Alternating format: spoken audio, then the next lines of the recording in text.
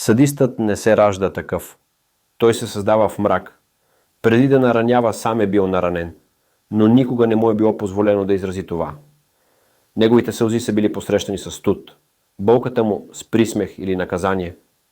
И така, едно дете, чувствително, объркано, оплашено, решава: никога повече няма да бъда слаб. Той не става силен, става жесток. Той не търси контакт, търси контрол. Първо над себе си, после над другите. Садистичната енергия е болка, превърната в власт. Тя е емоционална пустиня, където съчувствието е изкоренено. В рода на такъв мъж често има поколения мъже, които не са чувствали, майки, които са били подчинени или отсъстващи, и системна липса на емоционална сигурност. Той не мрази другите. Той мрази собствената си слабост, проектирана в тях, и я унищожава. Отново и отново.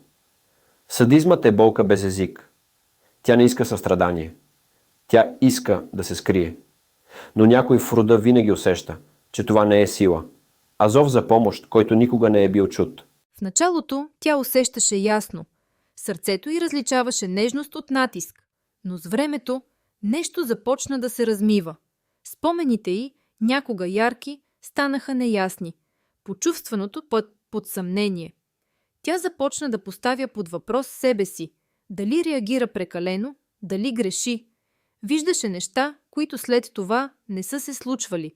Чувстваше хлад, но думите бяха топли. Така вътрешният й компас започна да се накланя. Тя започна да мисли повече, отколкото да усеща. Тялото й подсказваше, но умът се опитваше да го заглуши. Съмнението стана навик. Тишината – удобна броня. Усмивката й стана по-мека, но не по-искрена. Присъствието й по-смирено, но не по-цялостно.